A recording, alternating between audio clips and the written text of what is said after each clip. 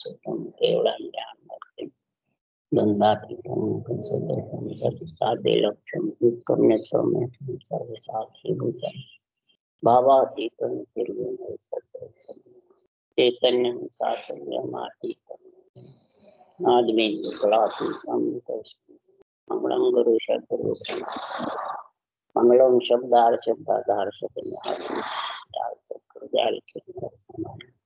पाना द्वारा पान राम सती महाराज जी मृत सतनाम निजनाम सूरज दृष्टि देव दृष्टि अनुभव को श्रवण करो शरणों सतगुरु दयाल पद आजीवनम सब घर की कागज करूं सब बन कला सात सतगुरु हे सत्य अंतर गट गट के जाने बारंबार नमस्ते हे राम जी महाराज बारंबार हे राम हे राम हे राम हे राम रक्षा करो रक्षा रक्षा ऐसा स्वरूप पद में नाम चल रहा।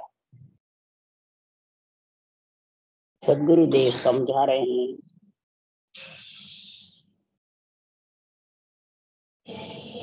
उदाहरण देके समझा रहे हैं आज कि संसार में भाग्यशाली पुरुष होता है, उसके भाग्य रति साथ रहती है। भाग्यशाली के भाग्य रति कहते हैं लक्ष्मी को, भाग्य रति कहते हैं भक्ति को। लक्ष्मी भी मेहनत से आती है और भक्ति भी महाराज फरमाते हैं बुद्धि पे विवेक, और महाराज फरमाते हैं वैराग। दोनों वृत्ति बुद्धि पे जब जागृत होती है तो भक्ति रूपी भाग्य वृत्ति आती है। पर जो भाग्यशाली होते हैं, भाग्य रति लक्ष्मी बांटते हैं या भक्ति प्रदान करते हैं, वो बंदे चले जाते हैं, रहते नहीं हैं। तो फिर वो भाग्य रति लेने वाले किससे लेंगे, कैसे लेंगे? ये महाराज आज समझा रहे हैं। हे ब्रह्म ज्ञानी, देह छत्ता निंदा जू केनी चरणा प्रयान कोई।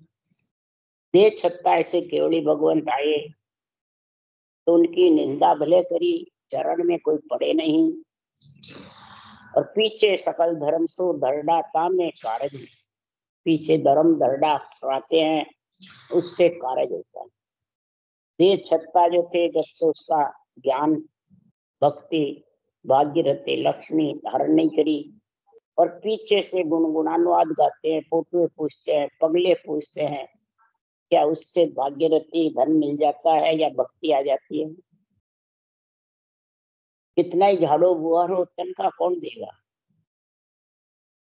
इसलिए सदगुरु सुखराम जी महाराज कह रहे हैं कि भाग्यरथी कैसे आती है? भक्ति और लक्ष्मी। लक्ष्मी के लिए भी भाग्य चाहिए और भक्ति के लिए भी भाग्य चाहिए।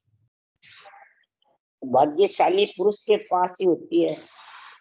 इधर दान देता है, जिसके गर्भों की खान खुलती है उसके दान देता है तो खुटता नहीं है। थोड़ा बहुत होता है तो देता है तो खुट जाता है, और नहीं खुटता है तो पीछे थोड़ा छोड़ता है तो पीछे भी खुट जाता है। तो वो क्या करेंगे, किससे देंगे, क्या करेंगे? इसी प्रकार संसार में घर में 50 जने हैं और एक भक्ति करता है या लक्ष्मी धन कमाने वाला है, वो चला जाता है, भक्ति करने वाला चला जाता है, तो किसके उसके पूजा करके उसकी महिमा करके जानते हैं हमारे को भी वो हमारे बड़ेरे मोक्ष ले जाएंगे, इधर हमारे गुरु महाराज ले जाएंगे, तो क्या मोक्ष चले जाओगे? इसलिए सदगुरु देव यहाँ समझा रहे हैं कि ये भाग्य रति प्रकट कैसे होती है। केवली बंगला तेजक तो होती है। कोई अरबपति करोड़पति सेठ आता है, गर्भ खान खुलता है, तब भी कईयों को इसके लक्ष्मी का सुख मिलता है, किसी को नौकरी मिलती है, कैसे ऐसे मिलती है। इसी प्रकार संसार में है जब तक तो कोई झरना पड़ता नहीं है, और गए बाद में सब उनके वचन सवाल पड़ते हैं, उससे ये भाग्यरथी आती है। भाग्यरथी तो कब आएगी? एक तो प्राणी की खुद की पुण्यवानी चाहिए कई जन्मों की, उसके लिए सुखराम जी महाराज ने कहा है, अरे कई जन्म लग शुभ कर्म तर, तब प्रगटे भक्त अंकुर, तापी छे कई जन्म तक भजन करे भरपूर, तब अणभे घट आवे। ये अणभे ज्ञान घट में समझ में कब आता है?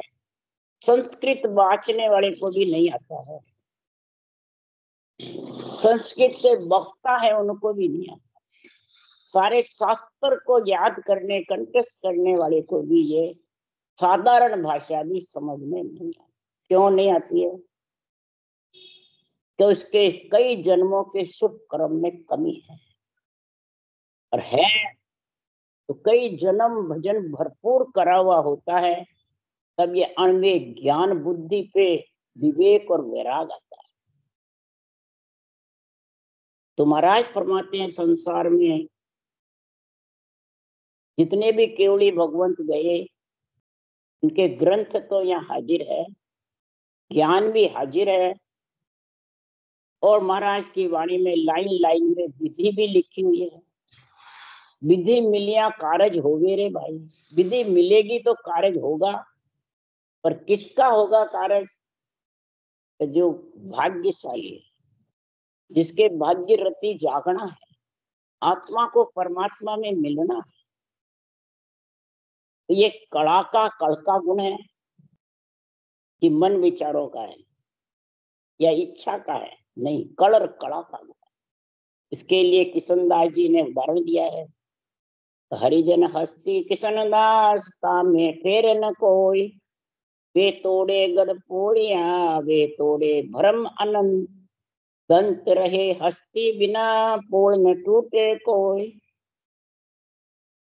दंत माने ये ज्ञान तो है, पर हस्ती नहीं है तो गढ़ के पोड़ बजर पोड़ खुल जाएगी। तो हस्ती कौन है? इसका अर्थ करते हैं, हस्ती हम बाँचने वाले ज्ञानी हैं।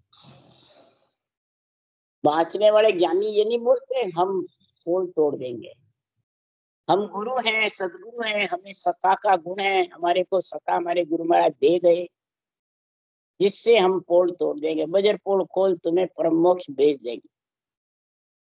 तो सुखराम जी महाराज कह रहे हैं, अगर जिसको सृजनहार से पदवी नहीं मिली अनबे ज्ञान की, गुरु पदवी है नहीं और ज्ञानी है, वो महाराज फरमाते बोले विधि सहित भजन भी करेगा, मैंने ज्ञान भी कथेगा, दंत है, पर हस्ती रूपी कौन है?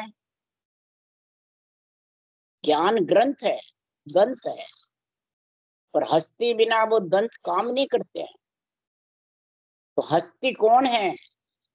जिनको पदवी मिलती है, अब वो पदवी वाले चले गए, और पदवी से ही सर्टिफिकेट मिलता है सता जागृत में। तो ये भगवत बीसी अगर मृत्युलोक में चल रही है, तेरी नरदेव है, तो महाराज फरमाते ऐसी केवली भगवंतों के नाम से सता आ रही है, तो उसके जागृत होगी धड़ेले वो हस्ती। हस्ती कोई बाँचने वाले ज्ञानी नहीं है। ग्रंथ का ऑर्डर जिसको मिला अणभे वाणी लाने का, जिसके नाम पेटेंट है, जिसको सतगुरु पदवी है, खटदर्शन की पदवी भी है, और संत उस देश के वासी भी बने, तब महाराज फरमाते ये सत्ता जागृत होती है। सत्ता कोई एक से जागृत नहीं होती है। तो हरिजन भी है, संत भी है, हस्ती यानी पेटेंट भी है उनके नाम से सत्ता जागृत होने का, ज्ञान से। और महाराज फरमाते हैं दंत भी है, दंत है ज्ञान, हस्ती है, महाराज फरमाते पेटेंट उनके नाम से सत्ता जागृत होने का, और हरिजन है केवली भगवान जिन्होंने अणबे ग्रंथ बनाया। अब तीनों है तो सत्ता जागृत होगी, और तीनों में से हस्ती नहीं है पेटेंट नहीं है जिनके नाम से वो केवली भगवान चले गए, जैसे तीर्थंकर हुए चले गए, पीछे केवल ज्ञान का रहा, सत्ता जागृत नहीं हो रही। किसी ने ग्रंथ भी, केवल कबीरदास जी ने ग्रंथ बनाया और वो कहा मैं चला जाऊंगा, पीछे लुप्त हो जाएगी। 100 साल बाद दादू नरना में आएंगे जब वापिस चलेगी। फिर दादू जी के बाद में 100 साल बाद दरिया आएंगे जब चलेगी, और फिर चलती रहेगी। तो इस प्रकार से महाराज फरमाते हैं ये हस्ती का गुण ये है, हस्ती में सबसे ज्यादा गुण है। और हस्ती है, हरिजन है और दंत भी है। तो नाम पुरुष का है जग माये, बाता अर्थ तके सब आई। लेन देन की आप व्यवहारा, उन सब सत्य प्यारा। लेने वाले भी हैं, देने वाले भी। लेने वाले को भी ज्ञान है और देने वाले को भी। समझाना वाला भी भांत भांत समझाता है और समझने वाला भी भांत भांत कर समझता है। समझाने वाले और समझने वाले दोनों कोई पक्ष नहीं है, दोनों कोई संसार में मान सम्मान नहीं है, न पूजिक होने का है, न महाराज फरमाते हैं गुरु सतगुरु बनने का। सदा ही शिष्य बना रहता है जब परमात्मा मिलता है। उसके लिए सुखराम जी ने कहा है, सुनो जो सबसे सब पाचला जे जन मेरा हो। मेरा कौन से? मेरे ज्ञान का जो शिष्य बन जाएगा, ज्ञान के अधीन जो रहेगा, अपना निज मन निज मेरे ज्ञान को सौंप देगा, तो सुखराम जी महाराज कह रहे सत्ता प्रकट हो जाए और अधिकार जमाएगा ज्ञानी बन के, तो उसको सत्ता का आ भी जाएगी तो गुण प्रकट। और गुण प्रकट हुए बिना सत्य कैसे, सत्य में कैसे मिलेगी? किस प्रकार से वो प्राणियों को समझा सकेगा? इसलिए सुखराम जी महाराज कह रहे ये क्यों नहीं होता है? ज्ञान सुनकर भी सत्ता का समय भी जागृत होने का है, नरदेय भी है, हरिजन भी है, हस्ती भी है, दंत भी है, तीनों ही अभी मौजूद है सुखराम जी के ज्ञान से। खटदर्शियों का गुण भी है, संत भी है, सदगुरु पदवी भी है। सत्ता जागृत होना ही सदगुरु पद भी है। संत यानी उस देश में चले गए, और हरिजन महाराज फरमाते हैं खटदर्शनी ब्राह्मण का शरीर। इसलिए सदगुरु देव समझा रहे हैं, फिर भी कोई नहीं समझ रहा है तो समझा उसके ज्ञान का अज्ञान का अहंकार आड़े आ रहा है। जब ज्ञान और अज्ञान का अहंकार उसके आड़े आ जाता है तो जगत में महाराज फरमाते हैं वो केवल भक्ति करता भी है तो ज्ञान नहीं तो अंधा है, और भक्ति नहीं तो लंगड़ा, नियंच निज नाम की जागृति नहीं तो लंगड़ा, और बुद्धि पे विवेक और वैराग नहीं है तो महाराज फरमाते अंधा है। इसलिए सुखराम जी महाराज कह रहे हैं अगर परमात्मा से मिलने की जिस आत्मा को इच्छा होती है तो महाराज फरमाते हैं ये भाग्य रति लानी पड़ती है कि अपने आप आती है कि कोई देता जब आती है। ये समझो इस चीज को, जब तक ये नहीं समझोगे तब तक महाराज फरमाते हैं कि न लाने से आती है, न देने से आती है, न महाराज फरमाते इच्छा करने से आती है। कैसे आती है? भाग्य से आती है। और भाग्य कब चेतते हैं?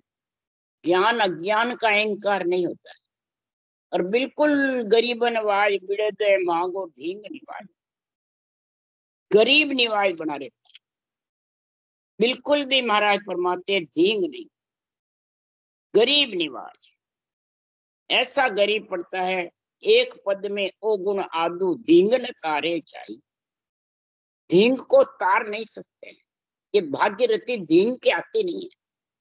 अभी बीसी चल रही है, पेटेंट है, हस्ती है, तथा जागृत होने का गुण ही हस्ती है। परंतु सुखराम जी महाराज कह रहे हैं कि जब तक ज्ञानकार अज्ञान का अहंकार है वो धींग है, और धींगन तारे जाई क्यों गरीब निवाज बिड़द है मारो धींग निवाज।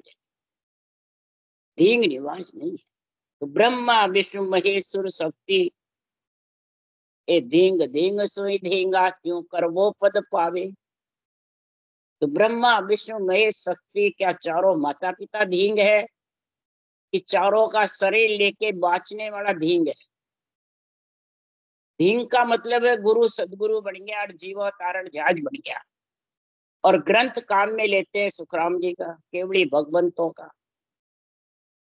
तो जब तू तारणहार हो गया, पदवी ले रखी है गुरु सदगुरु की, तो पहले ग्रंथ बना, उस देश में पहुंच, वहां से परवानगी ला, फिर ग्रंथ बना। वो भी गरीब राज बड़े, वो भी सुखराम जी कह रहे मैं सतगुरु का खासा चाकर सलन देवी गुरु मोही रे, अनंत हंस में ले उधरो लाशों ले जो जन ले। अनंत हंसों को ले उधरू ला, पर मैं नौकर बनाऊंगा किसका, सत्य के हो ज्ञान। ये ज्ञान दंत है और सत्ता जागृत हो रही है जिनके नाम से वो हस्ती है। और सत्ता उसी के नाम से जागृत होती है जहाँ सृजनहार पेटेंट देंगे, सृजनहार परवानगी देंगे, पट्टा देंगे जब।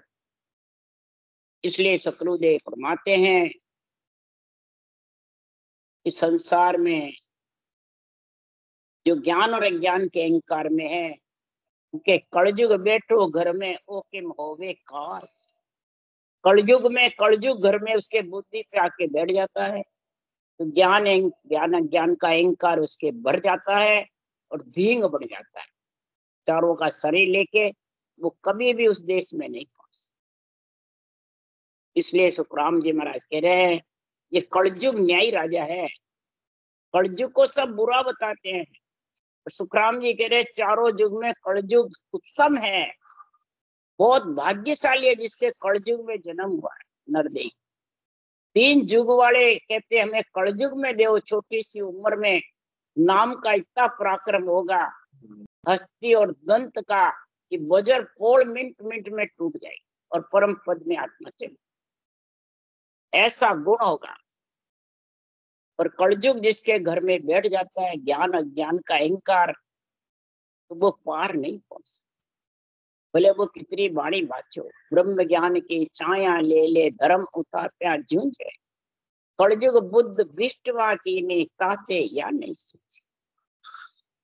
इसलिए महाराज फरमाते हैं कि बुद्धि सही कब रहेगी विवेक और बैराग, तो चर्चा माय पक्ष नहीं लीजे ज्ञान के वे सो कहना, कह सुखराम न्याव तो चोरे पकड़ खाट तड़ देना। चर्चा में कोई अपना शरीर का रूप का पक्ष नहीं लेना। जो रूप का शरीर का पक्ष लेते हैं 3 लोक की भक्ति में नहीं ले, कृष्ण भगवान ने, रामचंद्र भगवान ने, और अपन 4थे लोक की भक्ति कर रहे, केवल की पक्ष ले रहे। गृहस्थी में रहते कृष्ण विरागी होते हुए भी ये नहीं कहा कि मेरा परिवार नहीं है, सब मेरा है। 16,108 रानियां मेरी, 76 गोपियां थी। महाराज फरमाते हैं उसमें भी सबका कार्य संभालते हुए भी चपरासी बने रहे, समय के अनुसार बने रहे, छोटे भाई बने रहे, बालक बने रहे, कितने निर्मल रहे। और इधर बहुत जबरदस्त ये कलयुग बैठा हुआ है, ये कलयुग न्यायी राजा। इसलिए सुखराम जी कह रहे हैं कि भाग पुरुष सुन जग में आई, यो न्याव जगत के माई, जिनको चीजा देने के भी वहां को माया वो विध दी। भाग्यशाली पुरुष के भाग्य चेते रहते हैं, लक्ष्मी का दान भी और भक्ति का दान भी, दोनों ही भाग्यशाली दे सकते हैं। भाग्य रति उनके पास रहती है, भक्ति रूपी भाग्य रति और इधर लक्ष्मी रूपी भाग्य, ये दोनों ही भाग्य रति है। न जगत में न्याय हो जाता है इसका।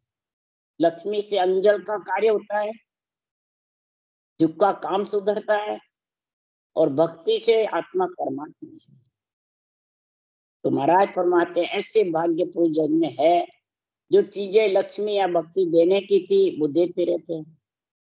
जब लारे कोई चलावे चावे सो द्रव्य चढ़ावे, कहाँ सो लावे। भाग रती गई जे संग भाई, बचन सवाल रहे जगमाई। लारे पीछे कोई वो चले गए, कोई चलाना चाहता है। कई कहते हैं आप हो भाई जी, जब तक चलती रहेगी पीछे कौन चलाएगा। वो कहे वो चलती रहेगी संगत, पीछे संगत कौन करेगा। कई बड़े बड़े रामदारे सत्संग भवन बना दिए, अब पीछे कोई चलाने वाला ही नहीं, तो नोट पैसे कमाओ और शादी ब्याह के लिए दो, सब यही होगा। भागीरथी कहाँ रही। संगत का गुण क्या है कि सता जागृत हो गई। यूं तो भले बचन साल रोज बाक्यो, वो तो मांग खान के वास्ते धामे धाम बनाए। सेवा पूजा जग में रहते और रवे कचनाए, बस ये रहे।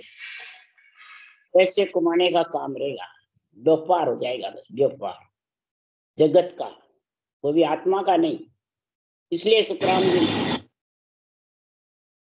कि संसार में जो बहुत बड़े अपने आप को ज्ञानी समझते हैं, वो बच्चन सवाल पढ़ते हैं और वाद विवाद करते। तो महाराज फरमाते वाद विवाद में सारे सांसा चले जाते हैं, पूर्ण हो जाते हैं, और वो भाग्यरथी का और भाग्यशाली का गुण प्रगट नहीं। इसलिए यू बचन सवाल जन का सब सारा, से दे थका सत सब प्यारा। अब्बा चीज न पावे कोई, शोभा सुनर खुशी रहो जग माई। बस शोभा सुन सुनकर खुशी हो, मेरे गुरु महाराज ऐसे, मेरे गुरु महाराज मोक्षधामी, मेरे गुरु महाराज ऐसे, मेरे गुरु महाराज, बस वो क्या मेरे गुरु महाराज ऐसे। बस ये मैं मेरा चलेगा, राग देश चलेगा। मैं मेरा राग देश जब तक रहेगी, तब तक मैं मेरा राग देश दूर करके। और महाराज फरमाते हैं तू संसार में निरपक्ष निर्णय समझ, ज्ञान के अंदर ही, केवल ज्ञान में, अणवे ज्ञान में ही भाग्यरथी रहती है। वो भाग्यरथी चेतना चेतना और उस देश में जाना सब अणवे ज्ञान से मालूम पड़ जाता है, अणवे ज्ञान से समझ आता है, पर बुद्धि में विवेक और वैराग होता है। तो महाराज फरमाते से लारे चलाने के लिए बच्चन सवाल जग में है, और देही जिसके पास नरदेही है। तो इन बच्चन सवाल को कैसे समझो, बच्चन सवाल को काम में कैसे लो। इसके लिए सुखराम जी कह रहे हैं, अरे कै सुखराम वाद नहीं कीजिए, गम कर ज्ञान सोच उड़ लीजिए। तो वाद मत कर, विवाद वाद झगड़े या प्रश्न उत्तर मत कर। अगर तू प्रश्न उत्तर में फंसेगा तो संतो वाद करे सो झूठा। वहां घट करम धस्या है भारी, सिमरत सायब रूठा। राम नाम सिमरन को पाले, सैन बतावे आई। राम नाम सुमरण जो रटना है उसको तो पालते हैं, उसको तो मानते नहीं है। और सैन बताते हैं, मानसिक जब बता देते हैं, हरि कीर्तन बता देते हैं, अपने अपने गुरुओं के जो मंत्र है वो बता देते हैं। तो भाग्यरथी भाग्यशाली का गुण प्रकट होगा, कैसे होगा। धामे पूजने लग जाते हैं, फोटुए पूजने, पगले पूजने लग जाते। और संत मार्ग में जो नवदा भक्ति है, मूर्ति में प्राण प्रतिष्ठा होती है, उन माता पिता की कटवी निंदा करते हैं। तो न तो नवदा में रहते हैं न दसवीं में रहते हैं। नवदा काट देते हैं, दसवीं का ज्ञान नहीं, ब्रह्म भक्ति का ज्ञान नहीं, और धर्म ज्ञान को काटते हैं, क्या ब्रह्म ज्ञान को काटते हैं। नवदा भक्ति वाले को ब्रह्म भक्ति की समझ नहीं, ब्रह्म भक्ति वाले को नवदा की समझ नहीं। तो सदगुरु देव फरमाते शरीर नवदा से तो बना हुआ है, नवदा का गुण आएगा जब भी तो 10वीं आएगी। 7 पेड़ियां लांगोगे जब भी 10 पेड़ियों के आगे केवल पद आनंद पद है, क्या ऊपराले 10 पेड़ियां चले जाओगे 7 पेड़ियों के बिना। सातों सुर 7 पेड़ियां हैं, सातों सुर तेरे विचलित है, सातों सुर अभी महाराज फरमाते हैं पसरे पड़े हैं। तो फिर 10 पेड़ियां कैसे लांगोगे, उसके ऊपर कैसे जाओ।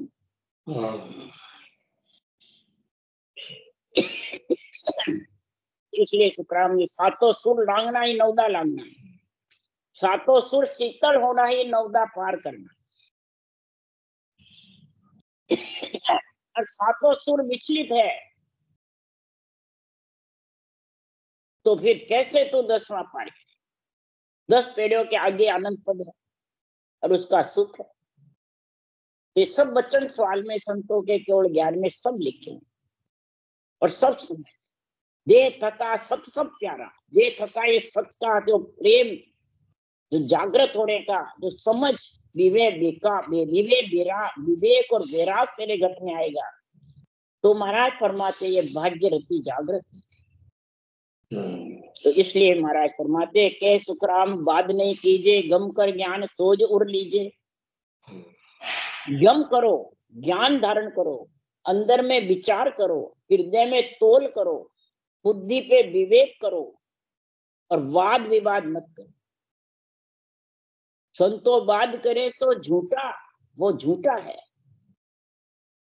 इसलिए सुखराम जी महाराज कह रहे हैं कि संसार में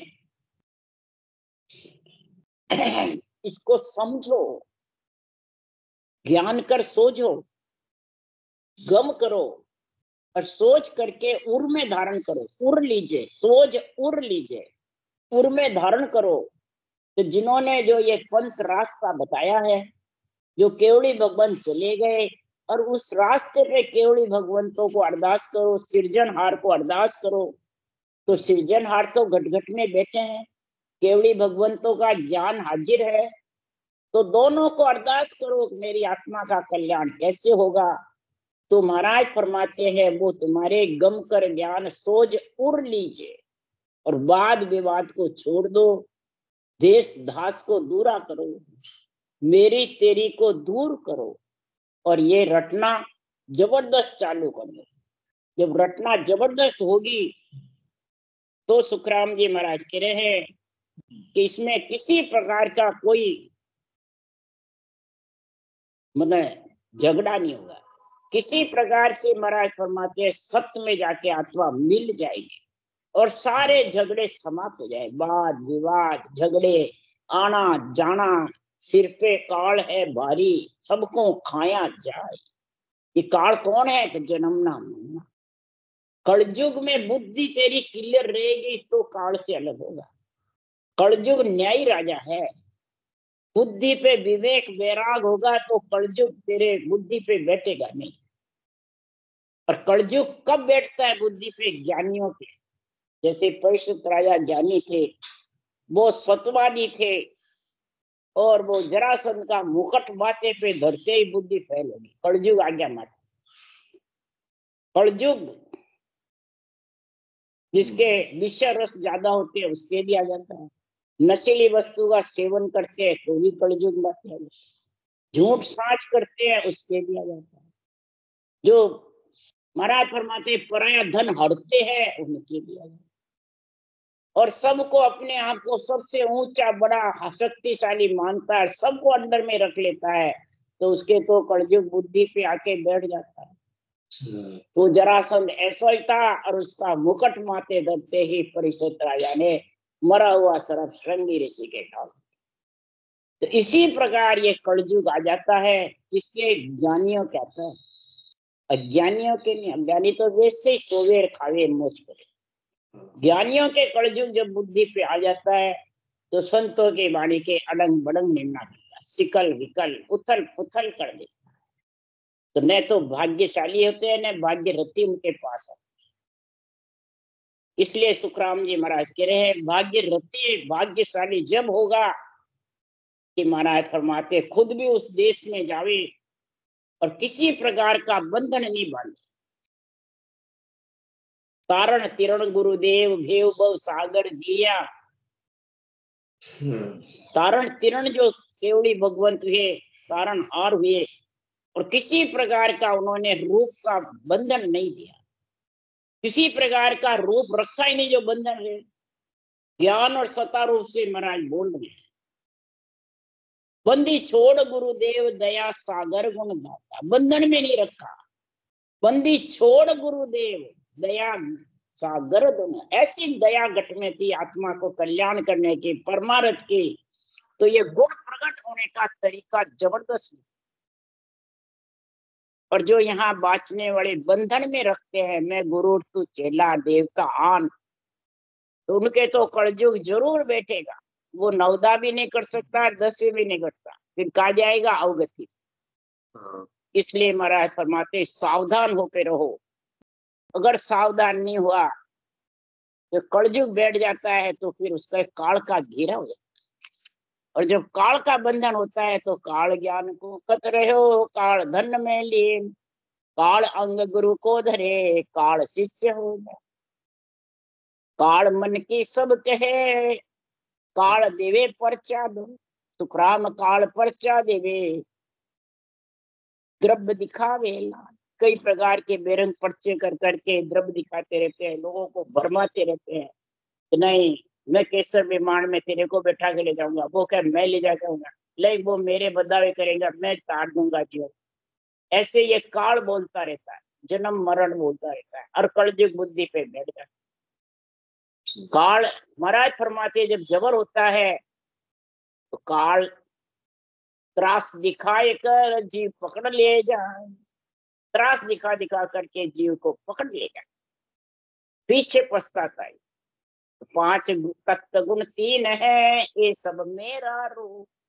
काल कहता है 5 तत्व 3 गुण में मेरा रूप है, मेरा वर्चस्व है। मैं 24 घंटे गर्जना करता हूँ कि मरत लोक में ओ दुख भारी, मरता बार लागी, ये गर्जना।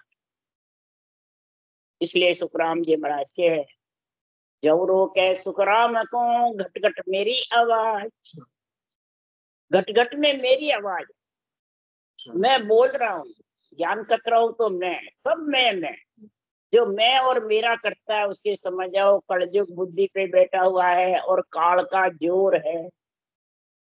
इसलिए सुखराम जी महाराज को सूझता नहीं है कि कोई देने वाले आएंगे। जैनियों से जब वाद विवाद में चर्चा हुई तो जैन धर्म वाले बोले हमारे तीर्थंकर वापिस आएंगे तब केवल भक्ति चालू होगी, हमारे बंद है। लेकिन केवल भक्ति तो बंद होती नहीं है, 4 जुगा में केवल भक्ति में शान जगाया रे, अनंत हंस में ले उदरोला सुन ली जो जन भाया रे। 4 जुगों में ही केवल भक्ति ये सता जागृत हो रही है, कभी भी लुप्त नहीं होती है। लुप्त होती है तो वापिस वैसे केवली भगवंत आते हैं और चालू हो जाए। लुप्त हो जावे तो जमजालम की त्रास हंसा पुकार करते रहते, हंसमृति आत्मा अर्ज करती रहती, फिर तो नरक ही नरक में जीव चले जाते। इसलिए सुखराम जी महाराज कह रहे हैं कि सब भगवत बीसी चलती रहती है, इस युग में ज्यादा किसी युग में कम, कलयुग में तो बहुत चलेगी, क्यों इस नाव का निज नाव का ही आधार चलेगा और धर्म पूर्ण सजेगा नहीं, क्या तो नरक में जाएगा क्या परम मोक्ष में, 2 ही रास्ते खुले हैं। राम राम राम बोलो राम सतगुरु जी महाराज, परम दयाल सतगुरु सुखराम जी महाराज ने धन्य हो, अनंत श्री सुखराम जी महाराज के ज्ञान सत्स्वरूप भगवान ने धन्य, केवली भगवंता ने धन्य, जीवा तारण जहाज ने धन्य, मोक्ष के मालका ने धन्य, अनंत कोट संता ने धन्य। राम सभा से राम राम मारो, सबने राम राम राम राम राम राम राम राम राम राम राम सा राम राम सा, सबने राम राम।